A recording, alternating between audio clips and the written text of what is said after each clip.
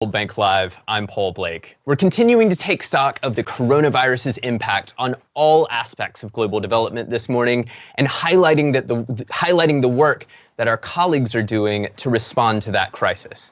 Of course, in the short term, efforts around the world have been primarily focused on the health response.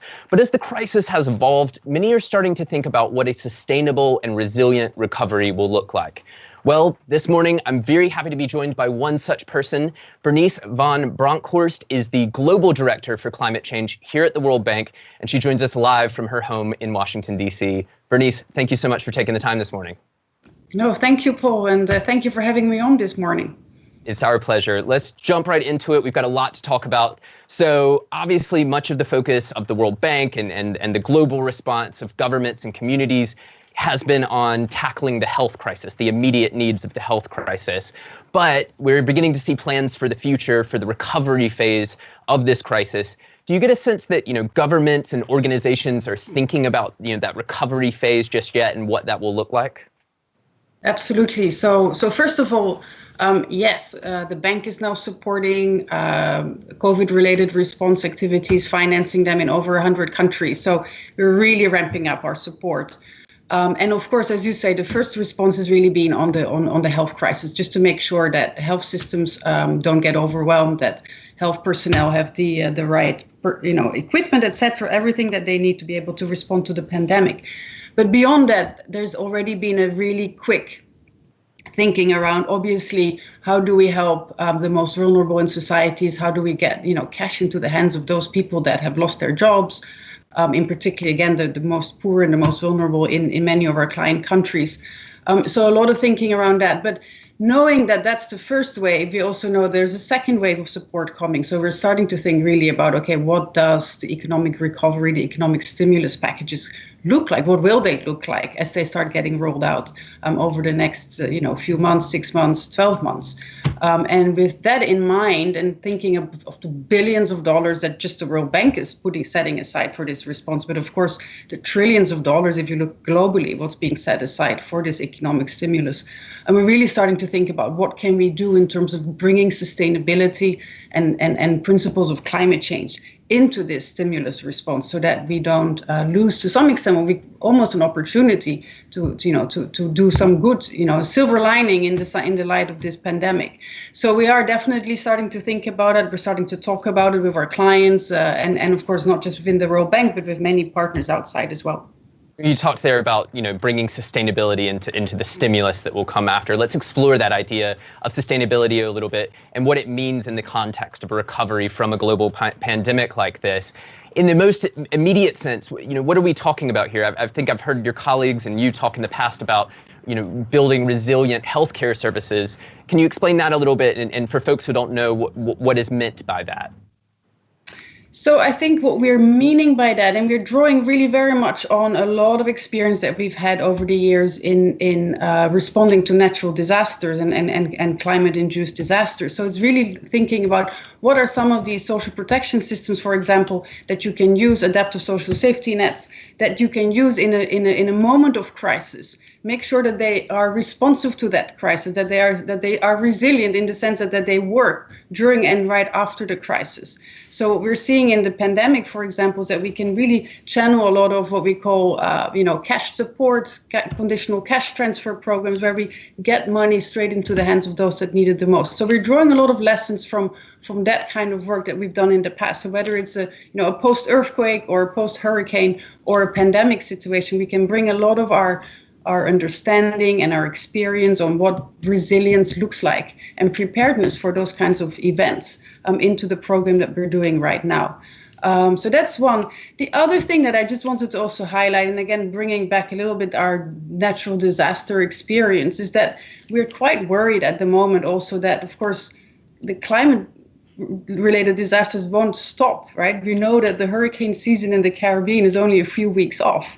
And what's going to happen to countries when we see this the risk of what we call compound risk, where you have a pandemic ongoing, where countries are already suffering, where maybe the tourism industry is completely shut down. What will happen when there is a hurricane? They've already, most of them have already used all of their contingent financing options.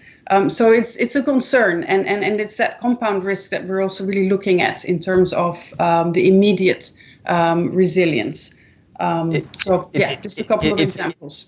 It's interesting, that compound risk. And, I think a couple of weeks ago here in the U.S., there was some tornadoes that came through one part of the U.S. and it made the relief and recovery efforts so much more complicated. The pandemic made those relief and recovery efforts so much more complicated. So there's that, compounding you're talking about there. But let's just take a quick moment, Bernice, and we'll pause for a second because there's a bunch of people joining us online. If you're just joining us, this is World Bank Live. We see people tuning in from around the world. We see Grace from Kenya, Sangeeta from Bangladesh, Mohammed in Morocco, and Pilar in Colombia. Welcome to you guys and everyone else who's tuning in around the world. We have Bernice von Bronckhorst here. She's the Global Director for Climate Change at the World Bank, live with us this morning, and we're looking ahead to the future, specifically to the recovery after the COVID-19 crisis passes, or as it starts to pass, and how we can make it resilient and sustainable. So Bernice, I just want to go next to explore the medium to long term there. As I said, we're trying to look a little bit out to the future. We're expecting this global lockdown to have a severe impact on the economy, on jobs.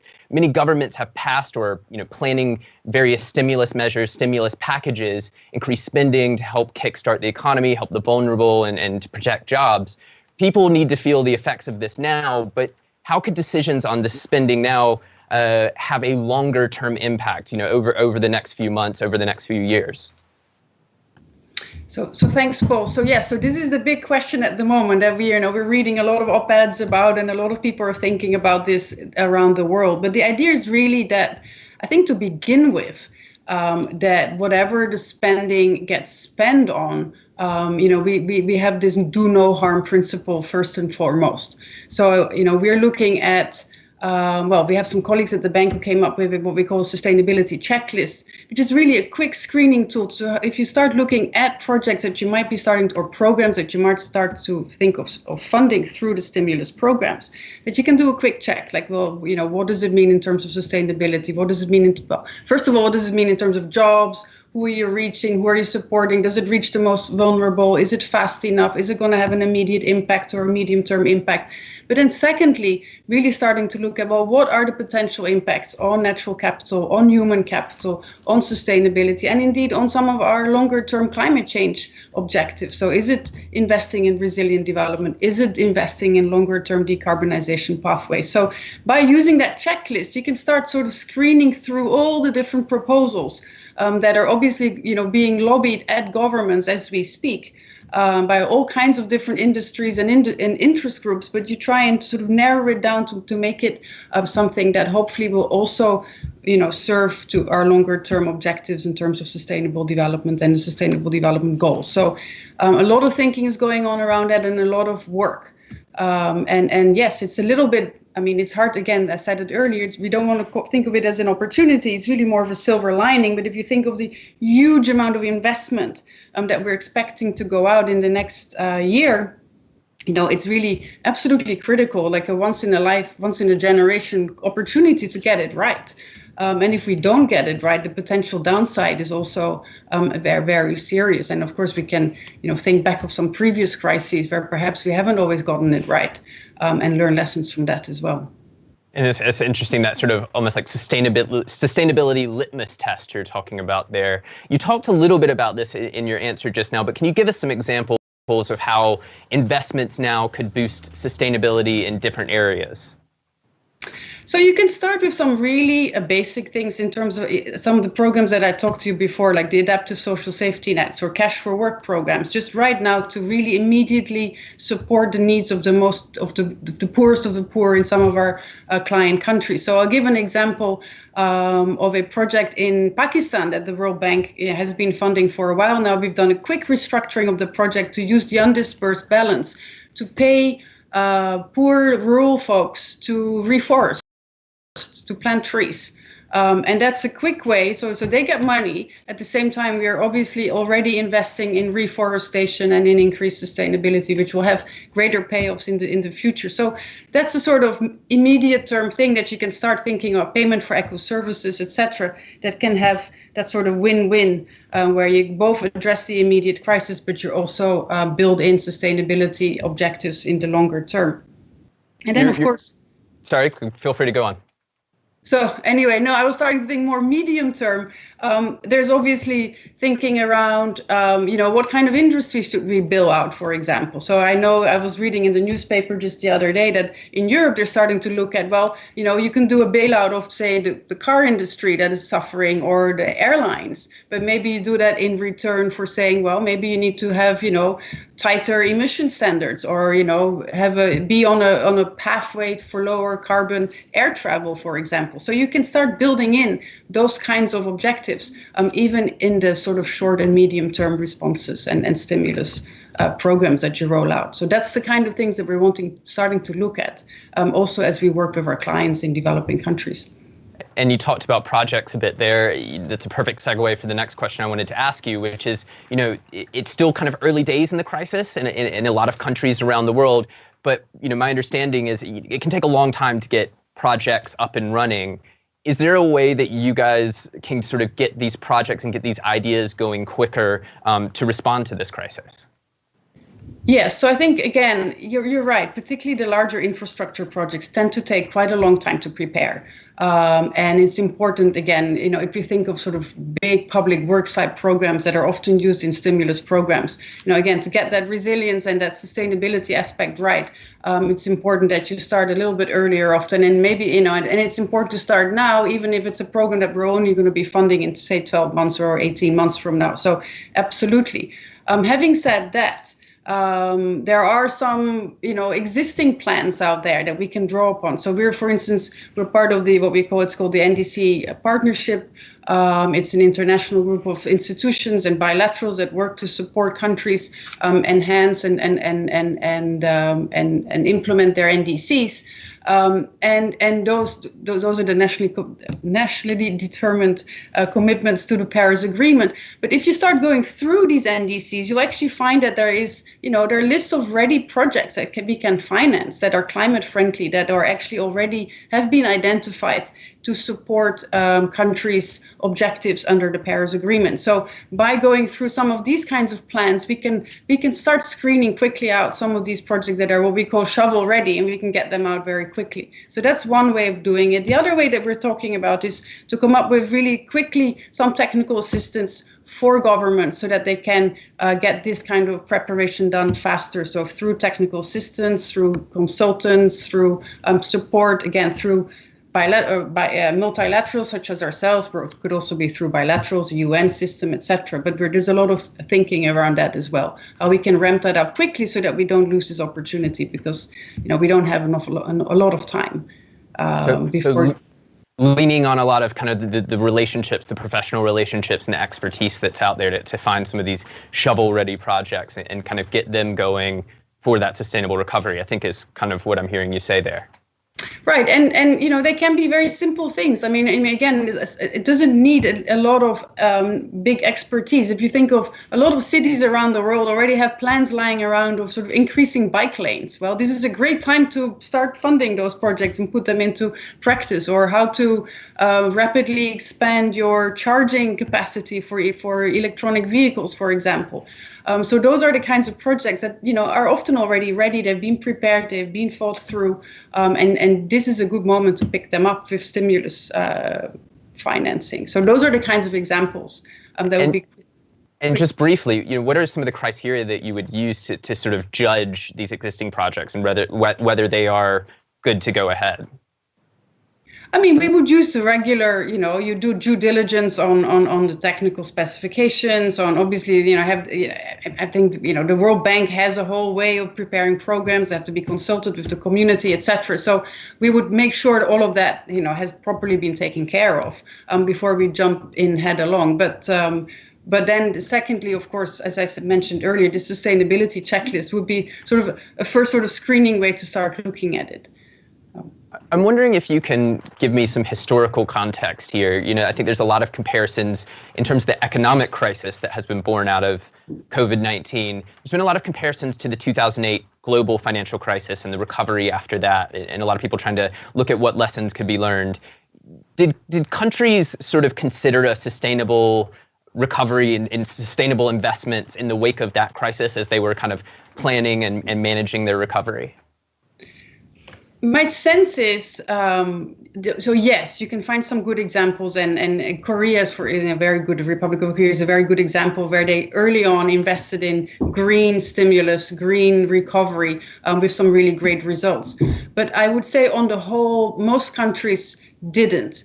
And I think that's probably why, if you look now, there's such a robust debate going around it, particularly around the world, I would say, not just in Europe and North America, but really sort of taking those lessons learned so that you don't necessarily, bail out the old, dirty business as usual, but really be a little bit more creative and start thinking, putting a green and a sustainable lens on everything. So a lot of lessons were learned. A lot of money was, again, you can take the car industry. A lot of, stimulus funding at the time went to bailing out the car industry. Perhaps that was a lost opportunity looking back, thinking, well, maybe we could have done that in return for, as I mentioned earlier, tighter emissions standards, etc. So thinking through what that could mean is important. And I think we're doing a lot more of that now than we did in 2008. Bernice, just stay with me 1 second. We'll take another quick pause here just to welcome all the folks who are tuning in from around the world. You're with World Bank Live. It's just gone 11:15 a.m. here on the East Coast in the U.S. We have Bernice von Bronckhorst, the World Bank's Global Director for Climate, on the line, and she's talking us through steps that can be taken to ensure a sustainable and resilient recovery from the coronavirus pandemic. We see people tuning in from around the world. I got a list here. Alan from Uganda, Marlene from Mexico, Laxmi from Nepal, Vania from Bulgaria, Carlos in Peru, Erman in Turkey. Welcome to you all, and welcome to everyone else out there. Bernice, I just want to turn back to you now. As we start to sort of wind down this program here, I wanted to ask, do you see this crisis as an opportunity for us to sort of build back better, build back stronger than what the sort of world and economy we had before the crisis? Well, that is, I think, the hope. No, so that's what we've been talking about for the last 15, 20 minutes, and that's really very much when you hear in the news and we hear in the media around, green recovery, green stimulus. That is very much what we're hoping to see. Now, it's not easy, and we need to put our thinking caps on quickly, but that's exactly what we're hoping to see. So again, taking advantage of what is a very tragic and incredibly difficult global crisis, but maybe trying to turn that to some extent to our advantage when we move forward in terms of seeing more green and sustainable investments. So one of the things that we're doing, for example, right now, we envisage a lot of our lending over the next year or so is going to be less in direct investment of projects and more into budget support to governments. What we call development policy lending. And we're really trying to think about how do we get climate-informed development policy loans? How do we get sustainability included and mainstreamed in development policy lending? So that kind of budget support, stimulus lending that goes out, again, has these principles embedded in it. And, things like, maybe this is a good time to start thinking about fossil fuel subsidy reform. And can you embed that when we do budget support to governments? Maybe we need to think about other types of policy reforms that can help support, say, renewable energy in the future. So again, making sure that these kinds of programs principles are embedded in the development policy lending programs that we're looking at over the next year or so. So yes, it is an opportunity. I hate to use the word opportunity because it sounds a bit tone deaf in the current situation. Obviously, we're still looking at a health crisis. Our main concern is saving lives. And our second concern is helping people, saving their livelihoods. But then really, can we do that at the same time as thinking about longer term sustainability and meeting our climate change objectives? And trying to create some positive outcomes from a pretty bad situation overall. At the very minimum, we don't want to do harm and move back, right, from where we were. So, yeah. So just as we wrap up here, my understanding is that you and your team are hosting some events on the green recovery all next month during the month of June. For folks who may be interested, who want to learn more, can you just fill us in a little bit on that and tell us how they can tune in, how they can learn more? Okay, so I'm not the expert here, but yes, there's a whole program of events that's been put together. There's going to be a number of these kinds of live chats, discussions, webinars that are going to be happening, I believe, from 10 to 11 in the morning. So again, this is DC time, so Eastern Standard Time, but again, open for everyone to join in, bringing in both World Bank expertise, but a lot of experts from outside of the World Bank, working in academia, in other governments. So the idea is to have a lot of brainstorming and thinking through, again, a lot of the things that we've talked about here today, and how we can get this quickly embedded in our response, in our work with our clients in the countries that are affected the most. So yes, all throughout the month of June, go to our website. It's the climate change page on the World Bank website, and we'll have a whole schedule of events right there. There will be other some op-eds and some other things that we're rolling out, but the idea is to keep the attention very much focused on this, not just the climate change group, but the sustainability vice presidency as a whole. So watch that space. Sounds good to me. And as you said, there are people who want to learn more. They can head over to the climate section of the World Bank website. I'm sure they can also check out the WBG_climate Twitter account, where it'll all be, as Bernice was just saying, a whole bunch of events coming up in June looking at this idea of sustainable recovery. Bernice, thank you so much for taking the time out of your busy schedule this morning. I really appreciate it. You're very welcome. Thank you, Paul. Have a good day. You too. Bernice von Bronckhorst is the Global Director for Climate Change here at the World Bank. She joined us from her home in the Washington, D.C. area. A quick programming note for you. On Thursday at 11 a.m. Eastern U.S. Daylight Time, which is 3 p.m. GMT, we'll be taking a look at another crisis that is unfolding alongside the COVID-19 crisis, and that is the locust plague that is ravaging parts of the Middle East and Africa. It's going to be a great discussion about an important topic. I hope you'll be able to tune in. If you can't, that's okay too. You'll be able to watch that program as well as this one and all the other programs we've been producing over the past few weeks. Just head on over to live.worldbank.org. And if you're interested in learning more about the World Bank and the work that the World Bank does to respond to coronavirus and a number of other global issues, head on over to worldbank.org/coronavirus. In the meantime, stay healthy and stay safe, and we'll see you back here hopefully on Thursday. Goodbye.